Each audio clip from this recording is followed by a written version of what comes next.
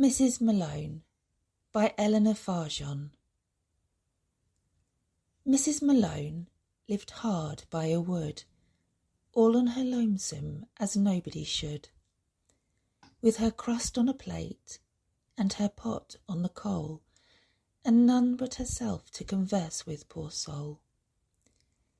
In a shawl and a hood she got sticks out of doors, on a bit of old sacking she slept on the floor, and nobody asked how she fared, or knew how she managed, for nobody cared. Why make a pother about an old crone? What for should they bother with Mrs. Malone? One Monday in winter, with snow on the ground, so thick that a footstep fell without sound, she heard a faint frostbitten peck on the pane, and went to the window to listen again. There sat a cock sparrow, bedraggled and weak, with half-open eyelid and ice on his beak. She threw up the sash, and she took the bird in, and mumbled and fumbled it under her chin.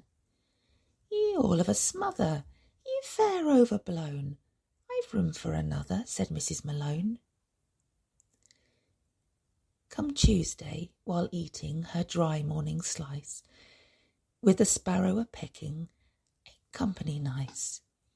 She heard on her doorpost a curious scratch, and there was a cat with its claw on the latch. It was hungry and thirsty and thin as a lath. It mewed and it mowed on the slithery path. She threw the door open and warmed up some pap, and huddled and cuddled it in her old lap. "There, there, little brother, ye poor skin and bone, there's room for another," said Mrs. Malone. Come Wednesday, while all of them crouched on the mat, with a crumb for the sparrow, a sip for the cat, there was wailing and whining outside in the wood, and there sat a vixen with 6 of her brood. She was haggard and ragged and worn to a shred, and her half-dozen babies were only half fed. But Mrs. Malone, crying, "My, ain't they sweet?"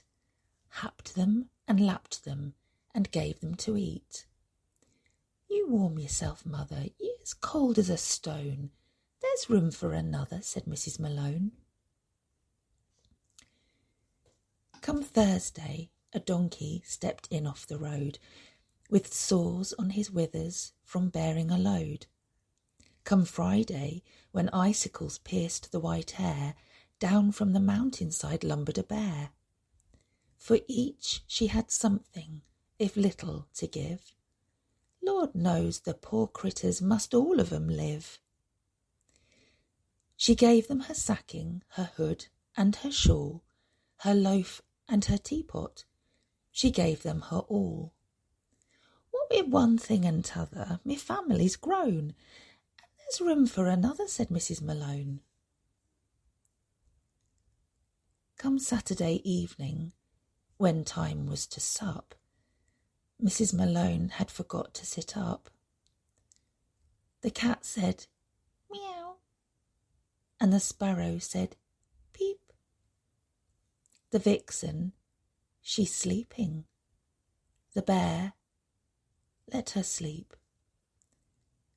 On the back of the donkey they bore her away, through trees and up mountains beyond night and day, till come Sunday morning they brought her in state through the last cloud bank as far as the gate.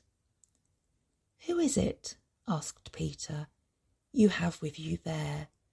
And donkey and sparrow, cat, vixen and bear exclaimed, "Do you tell us up here she's unknown?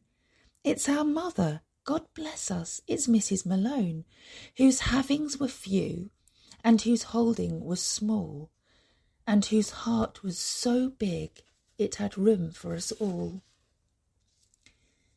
Then Mrs. Malone of a sudden awoke. She rubbed her 2 eyeballs and anxiously spoke. Where am I, to goodness, and what do I see? My dears, let's turn back. This ain't no place for me. But Peter said, Mother, go into the throne. There's room for another one, Mrs. Malone.